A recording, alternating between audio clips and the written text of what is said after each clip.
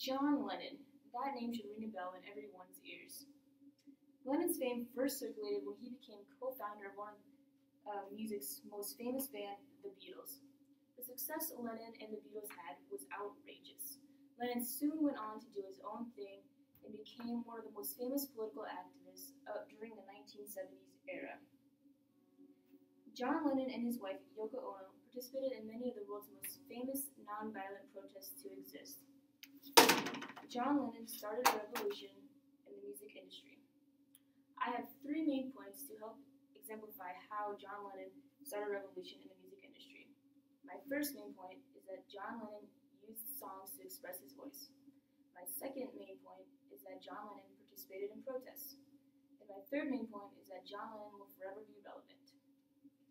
Unlike most artists during the 1960s and 1970s era, John Lennon and the Beatles wrote their own lyrics, which leads me to my first main point, that John Lennon used songs to express his voice. In a 2005 article in the academic journal Critical Studies in Media Communication, Ian Inglis states that the same unadorned, often brutal, candor running through the lyrics of his songs drew many millions of listeners to his music and to the man. They revealed a musician who was not afraid to admit that he suffered from the same fears, regrets, anxieties, and uncertainties as his audiences. Lennon was not like other artists. He wanted people to know who he really was. In the introduction of the book, John Lennon, in his own words, is explained that, as a solo artist, Lennon created music that was often socially disturbing, introspective, and even spiritual, yet it advocated a positive, helpful vision for the future.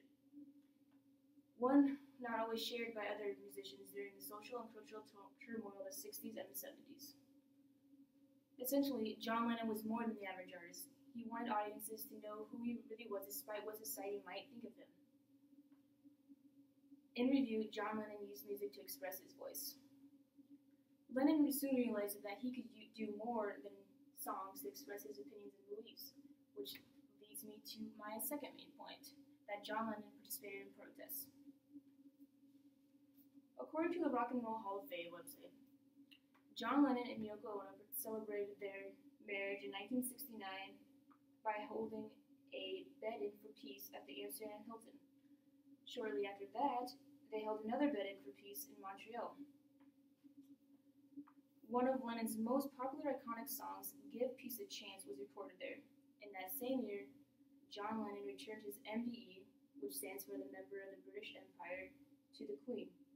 He says it was in protest of the British government's involvement in Biafra, its support of the U.S. in Vietnam, and the poor chart performance of his latest single, Cold Turkey. Again, in that same year, War is Over If You Want It billboards go up in 11 cities around the world as a Christmas message from John Lennon and Yoko Ono. These billboards were nothing fancy either.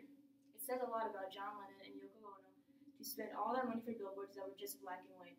But I guess that is what their message was, just black and white.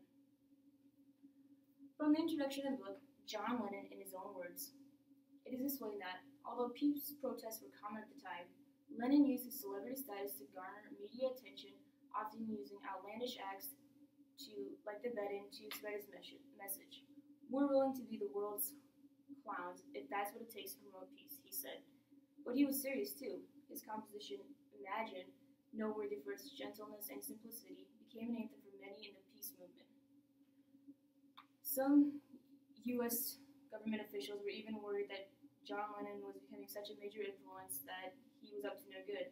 So they had government officials look into his background, and to no surprise, they found nothing to hold John Lennon back from becoming a United States citizen. John Lennon was without a doubt a genius in several ways. He used his publicity for a great cause. You can bet that any chance that he was out in public, he was trying to promote peace in some way. From the bed-ins to the billboards, he was creative in his demand for peace. In review, John Lennon participated in protests. John Lennon was a leader and paved the path for other musicians to express their voices as well. That is what brings me to my third main point, that John Lennon will forever be relevant. In the 2005 article by Ian Inglis, in the academic journal Critical Studies in Media Communications.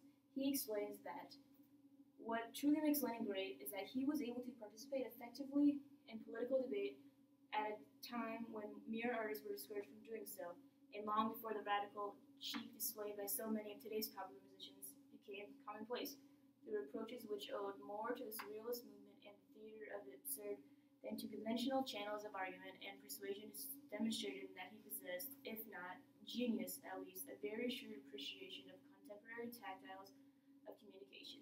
As he explained in 1969, Henry Ford